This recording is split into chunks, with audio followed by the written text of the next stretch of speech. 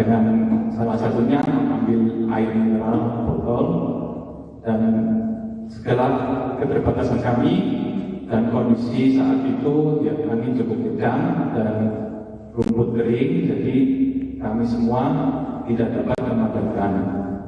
Nah, semoga ini menjadi pelajaran bagi kami, dan berikutnya kami akan berjanji tidak akan mengulangi dan akan lebih berhati-hati.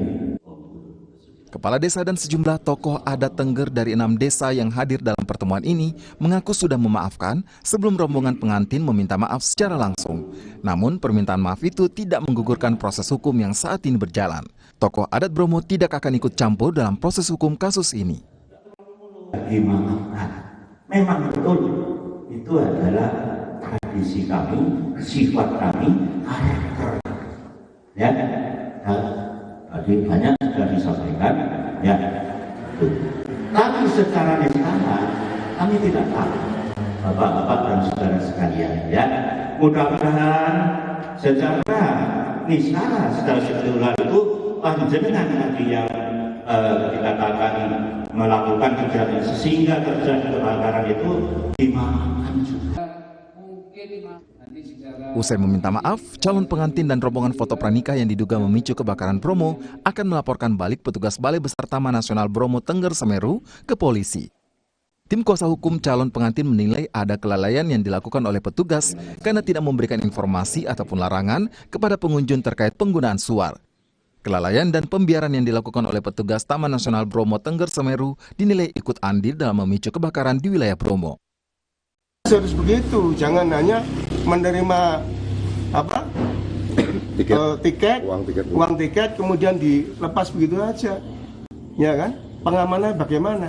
Artinya SOP pengamanan ini tidak tahu dan kalau lewat harus ada lewat simaksi. Iya, tidak tahu, sama sekali tidak tahu, sehingga kami juga akan mengambil langkah hukum nanti.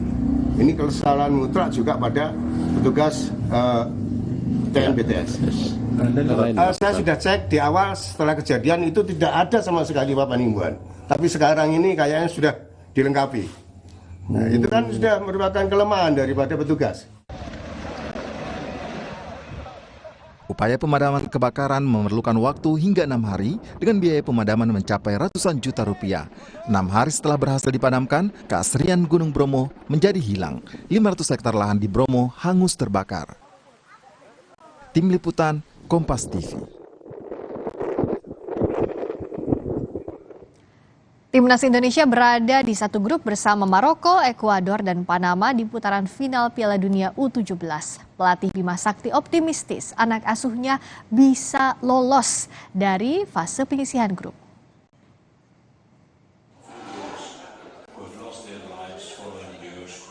Hasil pengundian Piala Dunia U17 yang berlangsung tadi malam di markas FIFA di Zurich, Swiss, menempatkan Timnas Indonesia U17 berada di grup A, menyusul status sebagai tuan rumah. Tim Garuda Muda berada di satu grup bersama Ekuador, Panama, dan Maroko. Pemain Timnas U17 dan pelatih Bima Sakti ikut memantau proses pengundian dari Jakarta. Bima Sakti mengakui tim yang tergabung dalam grup A adalah tim yang kuat. Namun Bima optimistis Indonesia punya peluang besar lolos ke babak 16 besar. Ya, peluang besar ya, peluang besar, dan saya pikir semuanya punya peluang yang sama. Dan saya sudah sampaikan ke pemain semuanya, mereka punya tekad yang kuat untuk bisa memberikan yang terbaik. Kalau melihat ranking mereka ya Ekuador kita tahu mereka juga sepak bolanya juga bagus, dan saya pikir ya kita semuanya anggap tim ini adalah yang terbaik gitu. Kapten Timnas U17 Iqbal Gwijangge meminta rekan satu tim untuk tidak terlalu memikirkan lawan yang akan dihadapi di Piala Dunia U17 2023. Menurutnya lebih baik memikirkan persiapan untuk tampil maksimal. Dan menurut saya kita pemain tidak terlalu memikirkan lawan yang akan kita hadapi ya. Paling penting kita persiapkan saja tim kita, terus matangkan lagi persiapan di sini, dan juga nanti kita akan latihan di Jerman, kita persiapkan terus dan matangkan agar di Piala Dunia nanti kita bisa lebih siap lagi. Pengamat sepak bola Kesit B. Handoyo menyebut peluang Indonesia untuk lolos dari penyisihan grup sangat berat karena Indonesia baru pertama kali tampil di putaran Piala Dunia U17. Kemudian 3 lawan yang akan kita hadapi di grup A itu adalah tim-tim yang sudah pernah merasakan tampil di Piala Dunia U17. Ekuador misalnya sudah 5 kali ya, terakhir 2019. Kemudian walaupun Panama dan Maroko ini terakhir mereka tampil di 2013 ya. Tapi kan mereka sudah punya pengalaman ya di persaingan masing-masing konfederasi mereka mampu untuk bisa tampil sebagai satu dari 4 tim terbaik untuk lolos ke Piala U17 ini.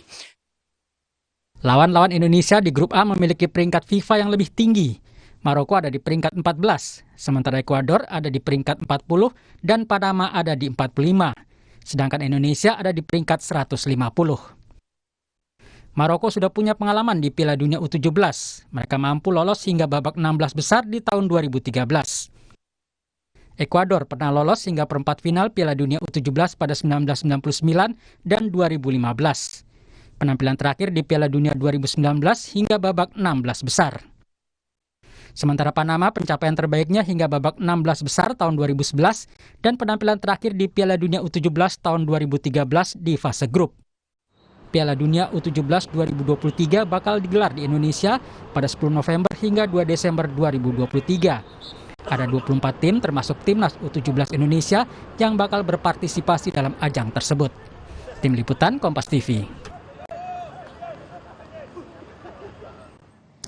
Lalu bagaimana peluang tim Garuda Muda di grup A Piala Dunia U17 menghadapi Ekuador, Maroko, dan Panama? Apa yang harus disiapkan oleh pelatih dan pemain agar bisa lolos dari penyisihan grup? Kami akan membahasnya bersama dengan pengamat sepak bola Firzi Idris, dan kami juga masih menunggu bergabung dengan anggota Exco PSSI Arya Sinulinga. Selamat malam, Bung Firzi.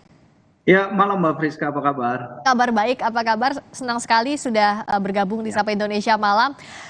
Bicara soal Indonesia yang ada di grup A, bagaimana kalau Mas Firzi lihat kekuatan lawan-lawan kita di sana? Bisakah ini dikatakan grup neraka atau tidak? Tugas kita memang berat begitu. Iya, tugas kita memang berat relatif dengan pengalaman kita yang tadi sudah dikatakan Mas Kesit ya, bahwa kita itu baru debutan di turnamen ini sebagai negara Asia Tenggara. Juga kita setidaknya sebagai tuan rumah kita punya keunggulan ya, bermain di depan pendukung sendiri. Tapi kalau kita membicarakan drawing kemarin, saya pikir draw ini bisa jauh lebih buruk ya, karena kita terhindar at least dari 2 tim besar Eropa ya, Jerman dan Inggris, dan juga kita juga terhindar dari Argentina.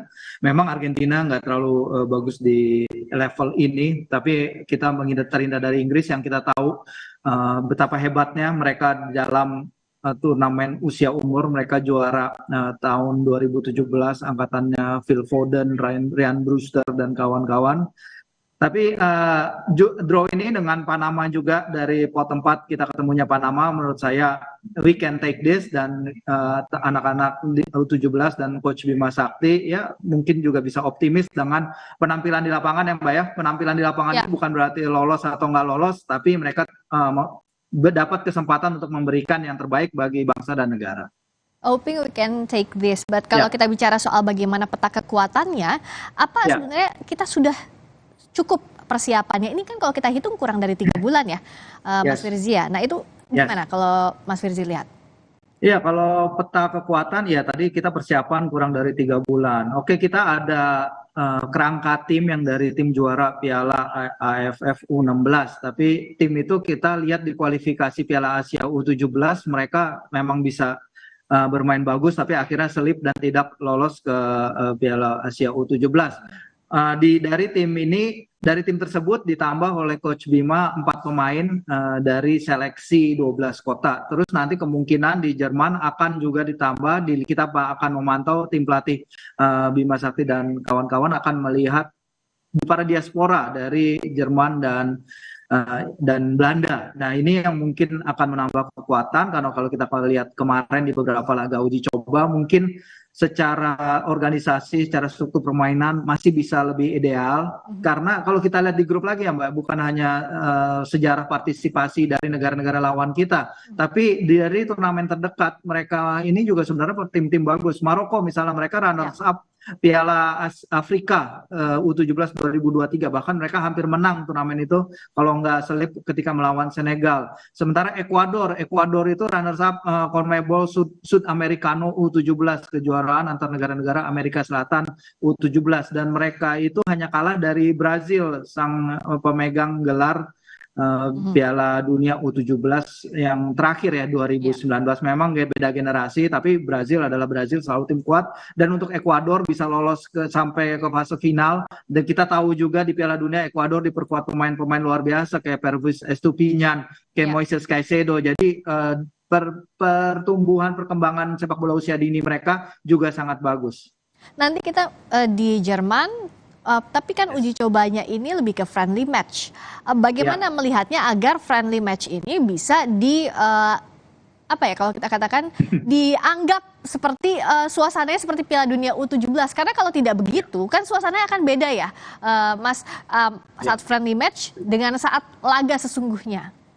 Ya benar, memang benar, ya Coach Bima pasti ingin mencari lawan-lawan yang punya karakter permainan dari negara Amerika Latin, dari negara CONCACAF dan lain-lain. Tapi memang it's impossible to replicate suasana game dalam pertandingan uji coba ya, apalagi training camp di luar negeri. Jadi training camp di luar negeri itu bukan mencari atmosfer pertandingannya, tapi bagaimana mencari kohesi tim, bagaimana struktur organization, kerjasama antar pemain, bagaimana mungkin kita melihat pemain-pemain diaspora, apa nilai plus yang bisa mereka datangkan kalau mereka direkrut, apa yang sudah cukup dari tim ini kalau misalnya tidak ada pemain tambahan.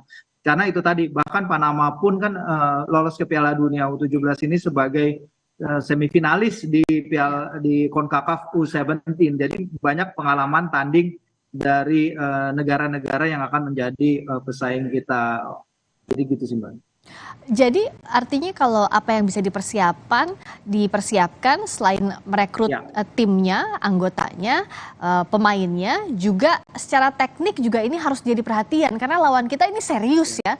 Meskipun bukan Argentina, bukan Brazil, tapi Ekuador, Maroko dan Panama ini harus diwaspadai. Iya betul, tadi udah dibilang juga ya, prestasi Ekuador tuh bisa lolos sampai ke perempat final edisi 1995, emang 2015 emang sudah cukup lama sih, tapi mereka punya capacity itu, dan Ekuador itu selalu lolos dari 4 dalam 5 penampilan mereka di Piala Dunia U17 terakhir. 4 dari 5 penampilan di fase grup mereka bisa lolos, jadi saingan utama kita pasti akan ada di Ekuador. Harapan kita untuk mendapatkan angka pasti ada di Panama. Di lawan Maroko apa aja bisa terjadi, tapi kita juga harus ingat bahwa U17 seperti kemarin juga Presiden FIFA Gianni Infantino bilang, ini adalah platform, ini adalah awalan bagi para pemain untuk merasakan atmosfer sepak bola, untuk merasakan turnamen sepak bola kelas dunia. Jadi apapun yang terjadi nanti, saya sih mengharapkan memang para pemain memberikan yang terbaik dari mereka, tapi kalaupun hasilnya memang masih belum mencukupi, saya pikir tidak masalah ya, karena ini juga adalah awal dari perjalanan karir mereka sebagai pemain yang nanti ujungnya adalah harapannya mereka pemain ini bisa menjadi bagian dari timnas senior muara sebenarnya perkembangan sepak bola usia muda, Mbak Friska. Kalau membaca per lini peta kekuatannya, bagaimana yang harus dipersiapkan oleh Coach Bima Sakti? Iya, yang pasti sih kalau lihat dari kemarin ya, persahabatan yang kemarin itu aliran bola di lini tengah, selain aliran bola di lini tengah juga adalah bagaimana bertahan menghadapi physicality pemain-pemain yang kita tahu Ekuador bagaimana karakter sepak bola Amerika Latin, highly technical tapi juga highly physical, sementara Maroko dengan permainan yang khas, kita lihat juga karakter mereka yang bisa terbaca dari tim senior mereka di Piala Dunia 2022 kemarin, karena salah satu anggota tim itu kan juga lolos jebolan dari Piala Dunia U17 ya, si Sofyan Amrabat, dia bermain di Piala Dunia U17 2013. Jadi kombinasi dari itu, makanya kemarin juga di seleksi 4 kota kan juga dicari pemain-pemain yang punya tinggi minimal, yang punya kemampuan untuk duel udara, duel fisik. Jadi mungkin itu yang harus ditingkatkan, apalagi kita tahu anak-anak U17 dengan belum bergulirnya EPA, Elite Pro Academy, mereka nggak punya wadah kompetisi untuk terus mengasah kemampuan teknis mereka, mengangkat kemampuan organisasi mereka. Jadi memang kondisinya masih belum ideal sekarang bagi persiapan tim Mas Bima ya. Walaupun udah melakukan coaching camp, training camp, tapi masih perlu waktu juga, Pak. Ya, belum ideal, tapi kita masih punya harapan besar. Dan sudah bergabung juga anggota Exco PSSI, Arya Sinulinga, yang tentunya kita ingin tahu bagaimana persiapan dari Timnas U17 di waktu yang singkat ini ya.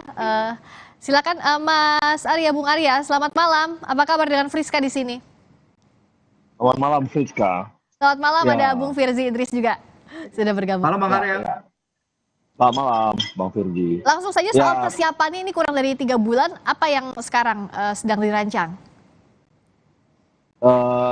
Yang pasti ya, kan kita tahu nih bahwa kita cukup ditenangkan juga karena ada konsultan kita dari Jerman ya, si Frank ya, sehingga itu membantu Coach Bima untuk membuat pelatihannya gitu, dan dia membuat pondasi dasar latihan yang dilakukan oleh teman-teman dari timnas gitu, dan bisa kelihatan juga kemarin kan baru beberapa minggu, 2 minggu yang dipoles oleh Frank itu kelihatan ketika bermain dengan Korea ada perubahan gitu, dan nanti terlebih kan teman-teman akan TC nih ke Jerman. Ya.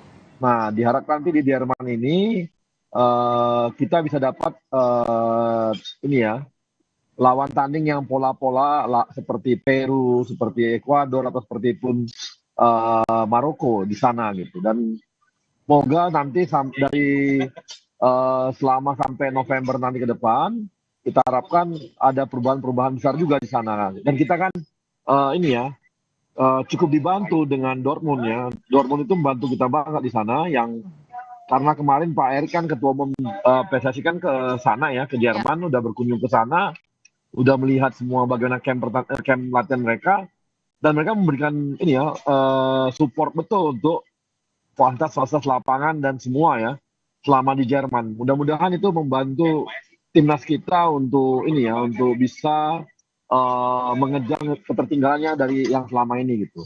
Jadi itu sih Mbak Friska ya. Ya, sudah ada support besar, salah satunya dari Dortmund tadi. Selain teknikal, apakah juga mental ini jadi hal yang dipupuk utamanya, Bung Arya? Ya, dengan mereka TC di Jerman, kita rasa ini mereka akan terbangun mentalnya ya.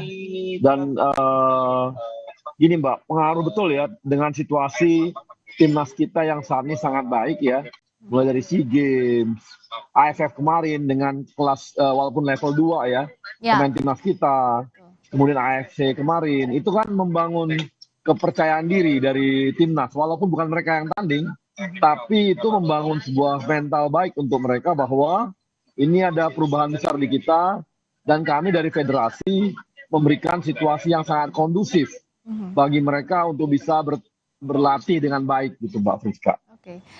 Diciptakan ekosistem berlatihnya, tapi target tetapkah ada untuk mereka? Oh jelas, kita sih berharap bisa lolos grup ya. Amin. Kita berharap seperti itu. Ya.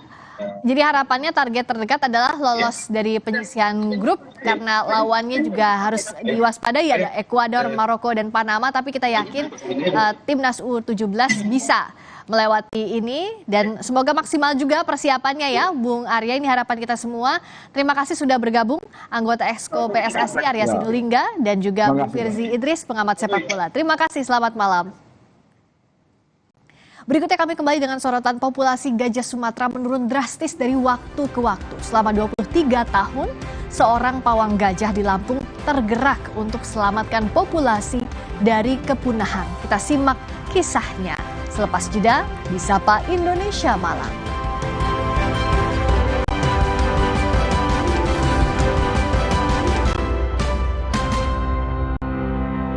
Lagi ya.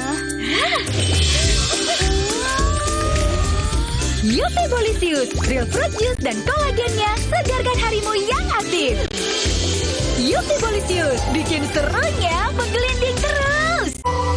Siapkan diri untuk pencapaian luar biasa dan lewati batasmu.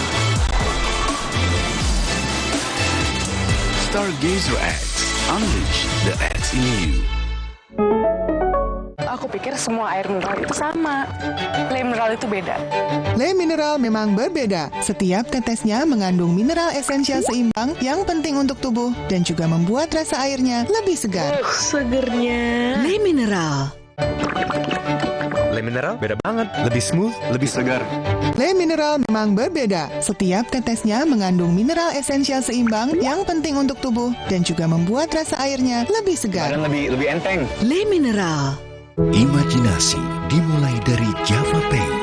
Terbukti untuk gedung tinggi, resort, dan rumah Anda. Java Pay, primer, cat eksterior, dan super interior.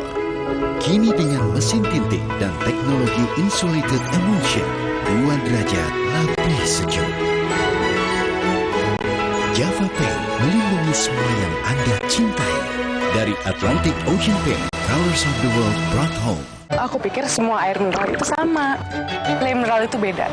Le mineral memang berbeda. Setiap tetesnya mengandung mineral esensial seimbang yang penting untuk tubuh dan juga membuat rasa airnya lebih segar. Segernya. Le mineral.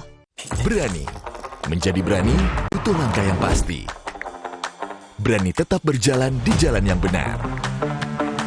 Berani hijrah secara finansial. Berani hijrah secara syariah. Saatnya beranikan diri berubah menjadi yang lebih baik. Dimulai dari Dana Syariah yang bisa jadi partner pendanaan yang amanah. Untuk bantu kamu raih banyak impian. Berani hijrah, temukan jalan. Ayo hijrah finansial. Aku pikir semua air mineral itu sama. Le mineral itu beda. Le mineral memang berbeda. Setiap tetesnya mengandung mineral esensial seimbang yang penting untuk tubuh dan juga membuat rasa airnya lebih segar. Segernya. Le mineral. Le mineral beda banget, lebih smooth, lebih segar. Le mineral memang berbeda. Setiap tetesnya mengandung mineral esensial seimbang yang penting untuk tubuh dan juga membuat rasa airnya lebih segar. Dan lebih enteng. Le mineral. Cat besi dan kayu yang biasa dong. Nih? Jangan yang biasa-biasa. Kamsut? Pilih cat kayu dan besi kualitas Jawara. Cat Altex kaleng merah, Altex sintetik warna mengkilap, pilihannya lengkap. Cat Altex sintetik, keringnya cepat, tahan lama. Wow. Cat Altex sintetik kaleng merah, kualitas Jawara. Aku pikir semua air mineral itu sama. Le mineral itu beda. Le mineral memang berbeda. Setiap tetesnya mengandung mineral esensial seimbang yang penting untuk tubuh dan juga membuat rasa airnya lebih segar. Segernya. Le mineral. Le mineral beda banget, lebih smooth, lebih segar. Le mineral memang berbeda. Setiap tetesnya mengandung mineral esensial seimbang yang penting untuk tubuh dan juga membuat rasa airnya lebih segar. Dan lebih enteng. Le mineral.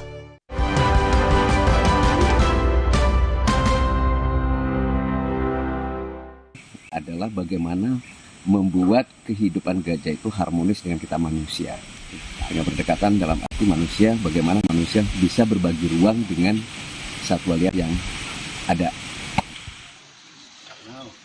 Nazarudin adalah pawang gajah paling senior di Taman Nasional Waikambas dan telah jadi pawang sejak tahun 1984 atau selama 39 tahun. Bermula ketika Nazarudin melihat penyelamatan beberapa anak gajah dari dalam sumur. Mulai tertarik saya bekerja sebagai seorang pawang gajah adalah pada tahun 1984. Saya melihat ada beberapa ekor gajah kecil yang usia sekitar 3-4 bulan yang diselamatkan dari dalam sumur yang ada di dalam kawasan Taman Nasional Waikambas.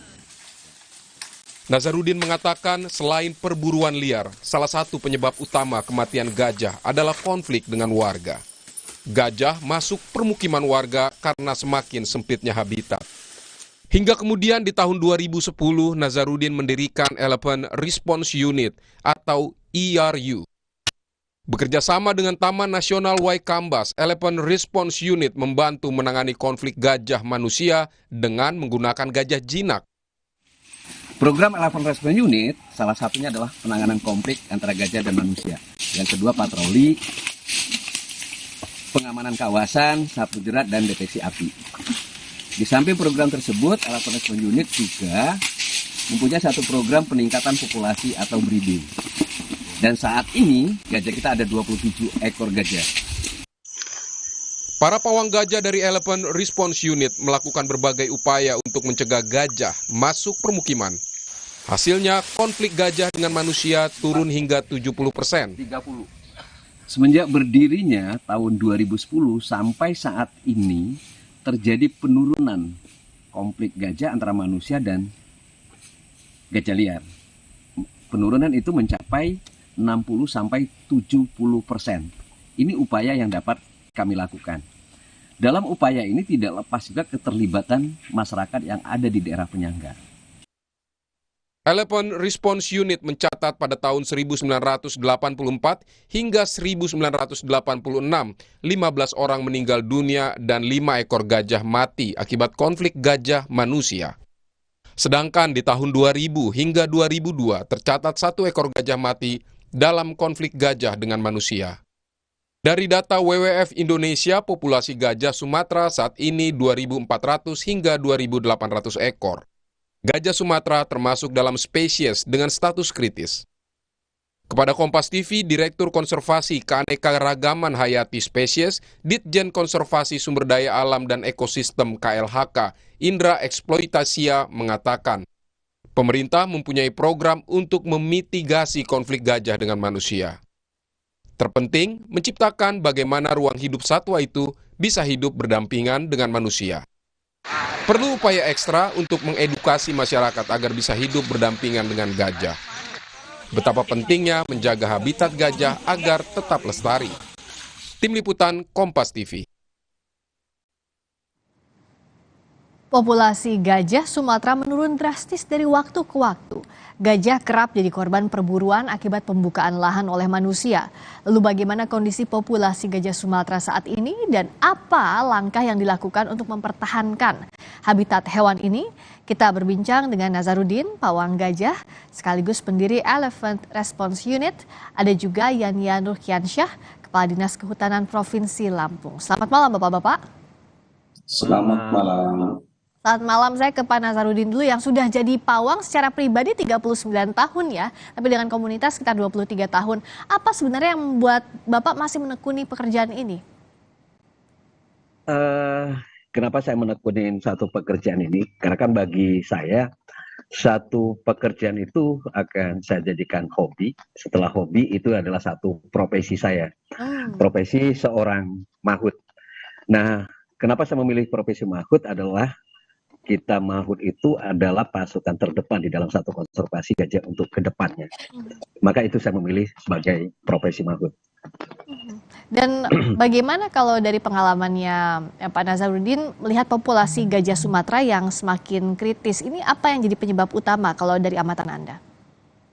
Kalau kita lihat dari tahun ke tahun dari berdasarkan data di kita, memang ada penurunan daripada populasi di kita. Salah satu penyebabnya kita sudah tidak asing lagi, salah satunya adalah perubahan daripada hutan menjadi satu perkebunan dan juga ada beberapa aktivitas kegiatan ilegal yang ada dalam kawasan seperti perburuan dan macam-macam. Ini salah satu penyebab daripada penurunan daripada populasi gajah liar.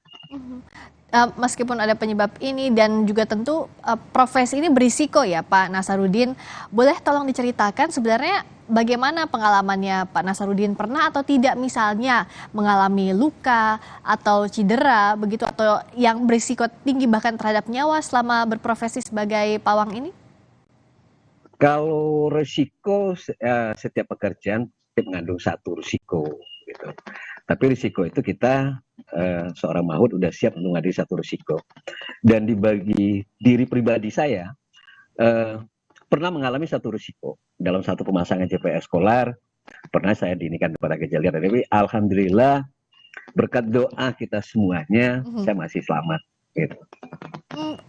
Cara melatihnya seperti apa? Tentu yang sulit kan gajah ini gajah liar ya Pak Nazarudin.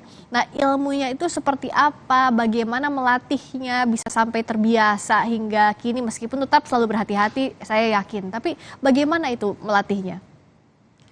Kalau melatih gajah, kalau dulu pertama saya belajar kita tidak lepas dengan guru-guru kita dari Thailand. Tapi saat ini kita mengembangkan bagaimana melatih gajah itu tidak menggunakan satu kekerasan, tapi secara pendekatan.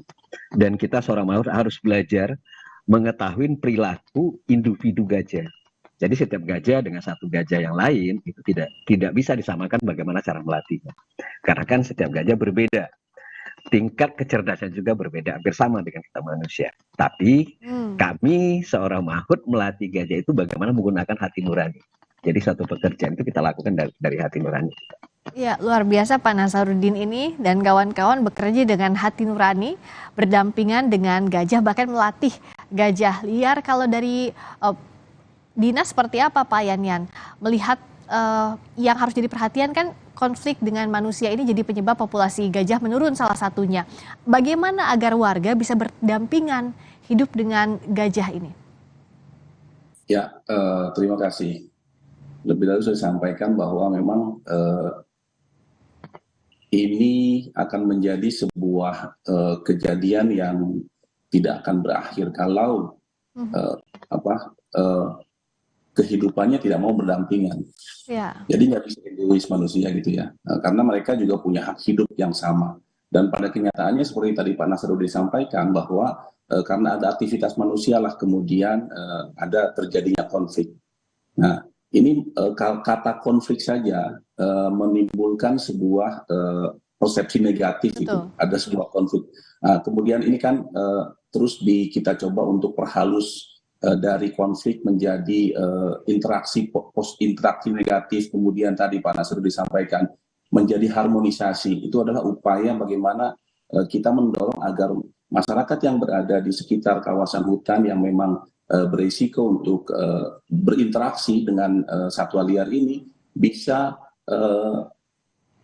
mau berbagi ruang dengan mereka karena sama-sama punya hak hidup. Betul. Dan ini terus dilakukan, upaya ini terus dilakukan melalui berbagai macam pendekatan dibantu oleh banyak pihak, ada NGO, ada perguruan tinggi juga ikut serta di dalamnya, termasuk tentu saja timnya Pak Nasaruddin ini melakukan kegiatan pendekatan kepada masyarakat sehingga mereka mengerti bahwa oke, kami hidup harus berdampingan dengan mereka karena ya itu tadi sebagian dari kawasan hutan yang menjadi habitat satwa liar ini terganggu karena ada aktivitas manusia. Nah, untuk menyelamatkan populasi gajah, singkat saja dari pemerintah seperti apa Pak? Ya itu tadi Bu, jadi semua masyarakat yang berada di dalam kawasan hutan itu disadarkan agar di sekitar kawasan hutan disadarkan agar mereka mau berbagi ruang, sehingga akibatnya adalah tidak ada korban dari kedua belah pihak, gitu Bu. Jadi kuncinya berbagi ruang. Kalau dari Pak Nasaruddin, kalau dari Pak Nasaruddin terakhir apa program yang dilakukan untuk sama-sama tadi berbagi ruang agar masyarakat sadar bisa berbagi ruang dengan satwa liar, salah satunya gajah, dan juga yang jadi harapan kita bisa menyelamatkan populasi gajah Sumatera.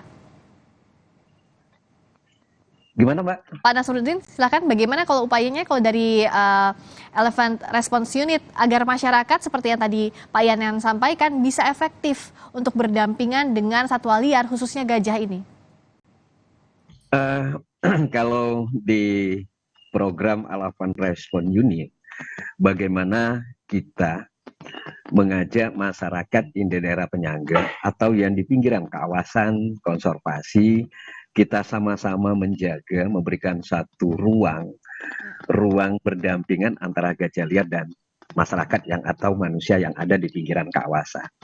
Dalam arti kita bagaimana sama-sama menghimbau atau mengajak masyarakat kita untuk menjaga supaya gajah tersebut tidak masuk ke dalam kawasan, tidak keluar dari kawasan, dengan cara kita berdampingan dengan masyarakat di sekitaran pinggiran kawasan Taman Nasional maupun di kawasan konservasi bahwa gajah tidak keluar. Tidak keluar itu dalam arti dia tidak bisa mengganggu supaya tidak bisa mengganggu masyarakat atau tanaman masyarakat yang ada. Nah, dalam arti peranan masyarakat yang ada di daerah penyangga itu adalah yang sangat penting bersama petugas yang ada. Itu yang kita lakukan. Dikarenakan dalam penanganan konflik itu adalah kehadiran kita manusia, kehadiran kita masyarakat bersama petugas itulah salah satunya langkah yang terbaik penanganan konflik antara gajah dan manusia. Atau yang sekarang yang disebut dengan kawan-kawan adalah interaksi negatif antara gajah liar dan manusia. Itu yang kita harapkan bisa berdampingan hidupnya dengan antara manusia dengan satwa liar khususnya gajah. Terima kasih juga atas dedikasinya Pak Nasarudin, pawang gajah sekaligus pendiri Elephant Response Unit, dan juga Pak Yanian Nurkiansyah, Kepala Dinas Kehutanan Provinsi Lampung. Terima kasih sudah bergabung di Sapa Indonesia Malam. Berikutnya saudara, kami kembali dengan sorotan mantan Gubernur Jawa Barat Ridwan Kamil masuk bursa Cawapres Ganjar Pranowo dan Prabowo Subianto. Lalu kemana Kang Emil akan merapat? Sesaat lagi.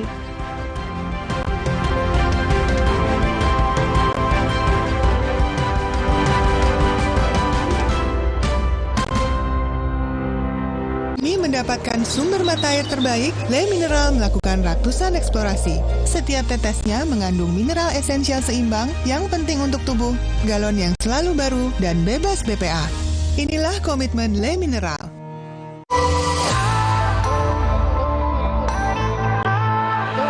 Siapkan diri untuk pencapaian luar biasa dan lewati batasmu. Stargazer X, unleash the X in you.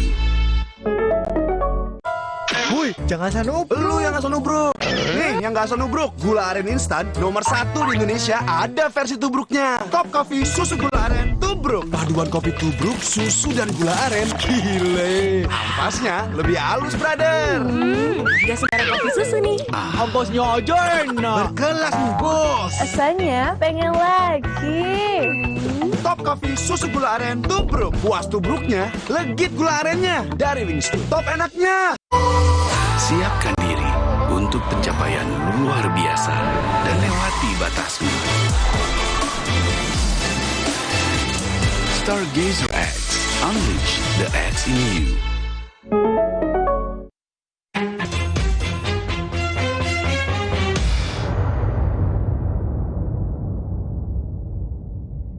Aku pikir semua air mineral itu sama. Le Mineral itu beda. Le Mineral memang berbeda. Setiap tetesnya mengandung mineral esensial seimbang yang penting untuk tubuh dan juga membuat rasa airnya lebih segar. Segernya. Le Mineral. Le Mineral beda banget. Lebih smooth, lebih segar. Le Mineral memang berbeda. Setiap tetesnya mengandung mineral esensial seimbang yang penting untuk tubuh dan juga membuat rasa airnya lebih segar. Dan lebih enteng. Le Mineral. Masak apa ya, Bang? Mau masak enak? Pakai kecap sedap kedelai hitam spesial. Cuma 1.000 bisa masak enak. Wah, ada bonus resep Chef Wilco. Kedelai hitamnya lebih pekat. 1.000 jadi gudang bakar parape. Kecap sedap kedelai hitam spesial saja. Beli 2 renceng, gratis piring. Dari Wings Food. Aku pikir semua air mineral itu sama. Le Mineral itu beda. Le Mineral memang berbeda. Setiap tetesnya mengandung mineral esensial seimbang yang penting untuk tubuh dan juga membuat rasa airnya lebih segar. Segernya. Le Mineral. Le Mineral beda banget. Lebih smooth, lebih segar. Le Mineral memang berbeda. Setiap tetesnya mengandung mineral esensial seimbang yang penting untuk tubuh dan juga membuat rasa airnya lebih segar. Dan lebih enteng. Le Mineral. Biasanya pasta gigi bersiwak nggak enak dan bikin mual. Sekarang kita pakai pasta gigi baru Baraka. Kandungan siwak plus green tea-nya menyikat gigi lebih nyaman, bersih, dan segar. Gigi kuat cegah lubang sejak 1 kali sikat. Baru Baraka, gigi sehat, yakin Baraka. Woi, jangan sanup. Lu yang gak sanubruk. Nih, yang gak sanubruk, gula aren instan nomor 1 di Indonesia ada versi tubruknya. Top Coffee susu gula aren tubruk. Paduan kopi tubruk, susu dan gula aren. Gile. Ampasnya lebih halus, brother. Gak sembarang kopi susu nih. Ampasnya aja enak. Berkelas nih, bos. Rasanya pengen lagi. Top Coffee susu gula aren tubruk. Puas tubruknya, legit gula arennya. Dari Wingstop, top enaknya.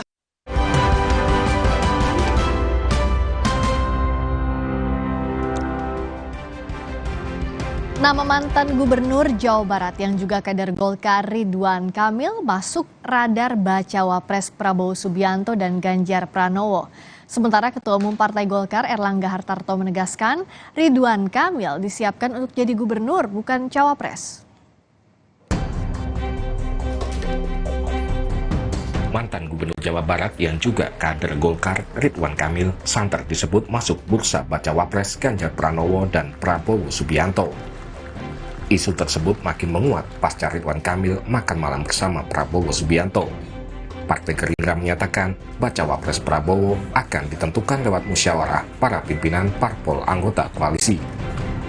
Pemilihan cawapres Pak Prabowo ini akan dilakukan dengan cara musyawarah untuk mufakat, di mana para ketua umum partai pendukung dan pengusung Pak Prabowo akan melakukan musyawarah untuk mufakat, ya, sesuai dengan kearifan bangsa Indonesia, sehingga nanti akan ada keputusan siapa calon wakil presiden yang terpilih. Siapanya saya belum tahu, bisa saja nanti Pak Erlangga, bisa saja Pak Erick Thohir, bisa Mas Gibran, bisa Kang Emil, bisa Mbak Yeni, atau bisa nama-nama lain. Nama Ridwan Kamil juga masuk radar bacawa pres Ganjar Pranowo. Beberapa waktu lalu, RK telah bertemu Ketua Umum PDIP Megawati Soekarno Putri.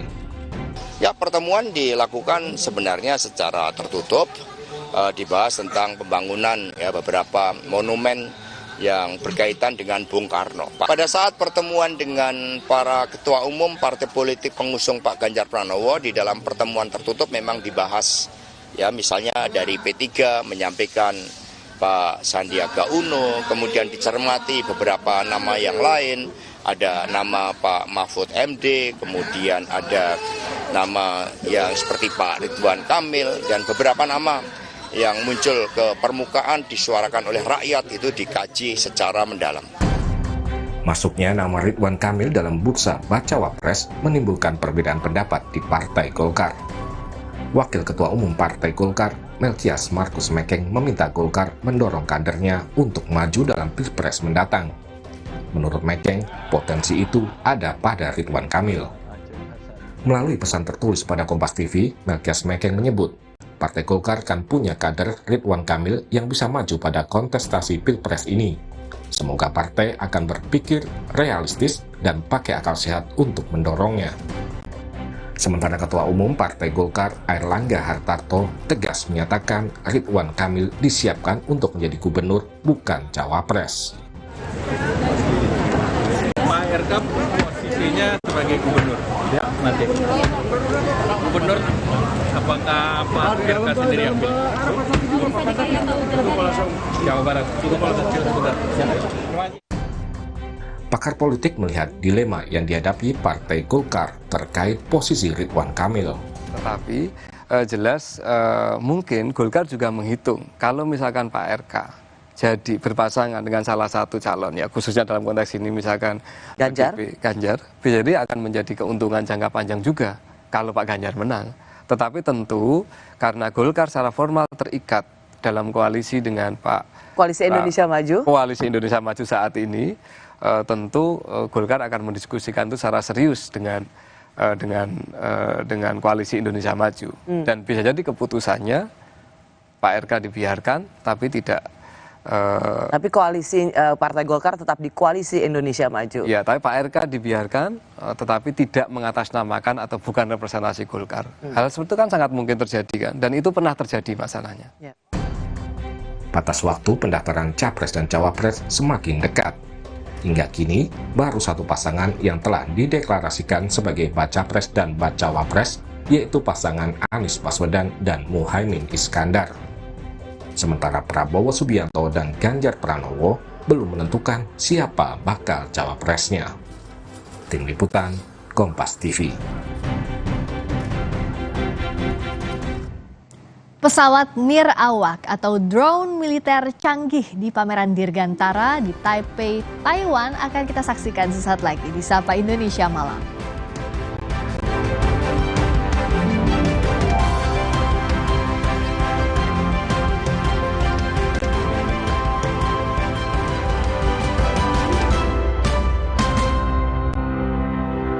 Pikir semua air mineral itu sama. Le mineral itu beda. Le mineral memang berbeda. Setiap tetesnya mengandung mineral esensial seimbang yang penting untuk tubuh dan juga membuat rasa airnya lebih segar. Segernya. Le mineral. Le mineral beda banget, lebih smooth, lebih segar. Le mineral memang berbeda. Setiap tetesnya mengandung mineral esensial seimbang yang penting untuk tubuh dan juga membuat rasa airnya lebih segar. Dan lebih enteng. Le mineral. Bingung deh, masak apa ya bang? Mau masak enak? Pakai kecap sedap kedelai hitam spesial. Cuma 1.000 bisa masak enak. Wah, ada bonus resep Chef Wilkos. Yuk masak. Sekarang kemasan sachet isinya lebih banyak. Kedelai hitamnya lebih pekat. 1.000 jadi gurame bakar parame. Nah ini, cobain deh. Sedap meresap. Kecap sedap kedelai hitam spesial sachet 1.000 plus bonus resep. Beli 2 renceng, gratis piring. Dari Wings Food, Sido muncul berpengalaman 70 tahun mengolah herbal dengan varian produk yang paling lengkap. Inovasi terbaru, tolak angin sop kapsul. Kami percaya Sido muncul. Kalau masuk angin, Orang pintar minum tolak angin. Le Mineral beda banget, lebih smooth, lebih segar. Le Mineral memang berbeda. Setiap tetesnya mengandung mineral esensial seimbang yang penting untuk tubuh dan juga membuat rasa airnya lebih segar. Dan lebih enteng. Le Mineral. Baru, WPC porselen kemasan ekonomis hanya 5.000. Dengan strong active power, bersihkan kerak dan bunuh kuman tanpa merusak permukaan porselen. WPC porselen kemasan ekonomis hanya 5.000. Wingscare. Woi, jangan asal nubruk. Lu yang asal nubruk. Nih, yang gak asal nubruk. Gula aren instan nomor 1 di Indonesia ada versi tubruknya. Top Coffee susu gula aren tubruk. Paduan kopi tubruk, susu dan gula aren. Gile. Ampasnya lebih halus, brother. Gak sembarang kopi susu nih. Ampasnya aja enak. Berkelas nih, bos. Rasanya pengen lagi. Top Coffee susu gula aren tubruk. Puas tubruknya, legit gula arennya. Dari Wings Food, top enaknya. Tola The Target, produk baru dari Harian Kompas. Dapatkan di marketplace kesayangan Anda. Duh, Menir, anak saya main HP mulu nih. Bagaimana ya? Dulu, anak saya juga begitu. Tapi sejak beli Pala The Card Game, sekarang saya diajak main melulu.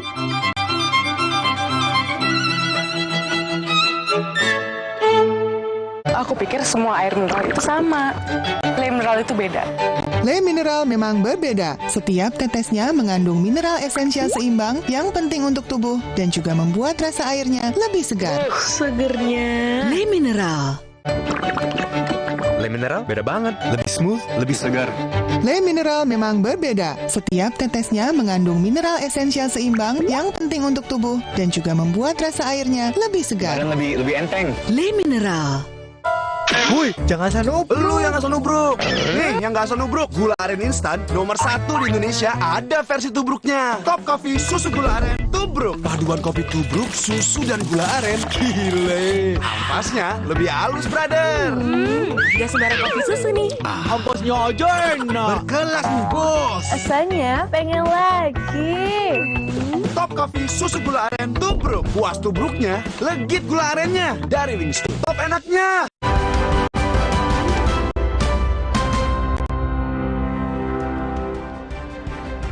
Di tengah ketegangan hubungan antara Taiwan dan Tiongkok, sebuah pameran dirgantara internasional digelar di kota Taipei, Taiwan. Produk yang menjadi fokus utama pameran dirgantara ini adalah drone militer yang semakin canggih.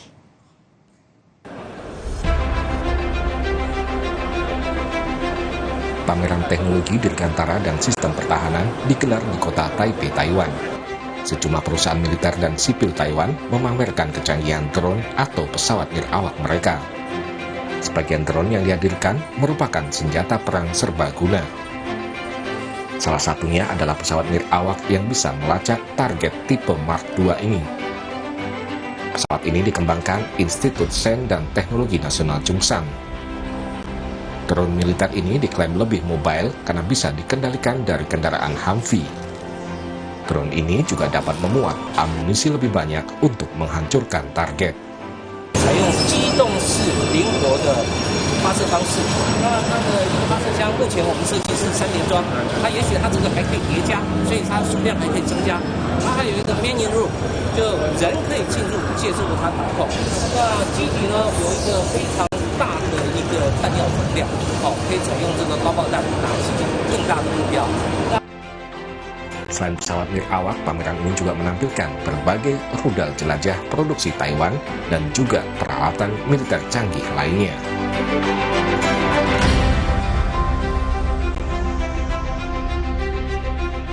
Informasi tadi menutup Sapa Indonesia Malam. Ikuti perkembangan pemilu 2024 di Kompas TV, independen, terpercaya. Saya Friska Clarissa, sampai jumpa besok.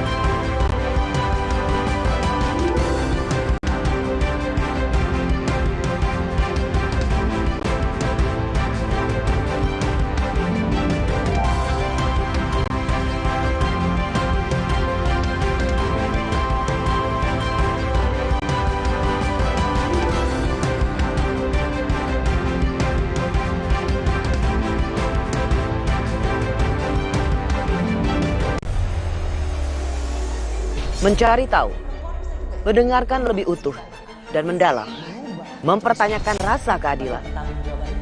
Saya mau minta klarifikasi. Klarifikasi. Bapak malu nggak sih? Apakah saya dengar meminta maaf yang benar kan backingnya para jenderal orang-orang. Kita mengingatkan penguasa, menghibur yang papa. Rosi. Kompas dipersembahkan oleh Morinaga Cilgo. Morinaga Cilgo, nutrisi berkualitas, harganya terjangkau. Cilgo. Anda menyaksikan Kompas Update, saudara, bersama saya Algin Fridianto. Kecelakaan terjadi di jalur Pagujengan, Kecamatan Paguyangan, Kabupaten Brebes, Jawa Tengah. Truk kontainer bermuatan gula menabrak minibus dan sepeda motor. Diduga rem tidak berfungsi, truk kontainer bermuatan gula menyeruduk sebuah minibus dan sepeda motor. Akibat kerasnya benturan, minibus ringsek hingga masuk ke parit. 1 orang meninggal dan 3 lainnya luka.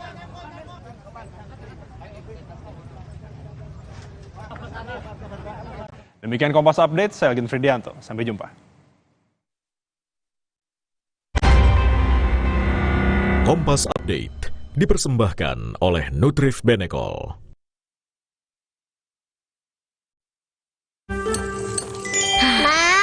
Minum dulu biar nggak capek. Senang kan melihat anak tumbuh dengan baik bersama Morinaga Cilgo, nutrisi berkualitas untuk dukung daya tahan tubuh, bantu tumbuh kembangnya. Morinaga Cilgo. Wah, makan.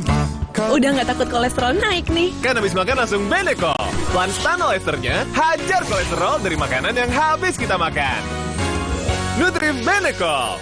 Ini apakah memang ada soal-soal teknis atau ini sangat politis? Jelas ini politis. Yang pasti partai politik kemudian dipaksa dan segera menemukan political settlement. Apa yang Anda tangkap dari pernyataan Ketua MK? Semestinya Ketua MK tidak menyampaikan hal tersebut. Jadi ini benar-benar Anda lihat tidak etis ya? Tidak cukup bijak lah. Rosi, Sabtu 16 September pukul 10 malam di Kompas TV. Sesaat lagi Anda menyaksikan Semarak Satria yang dipersembahkan oleh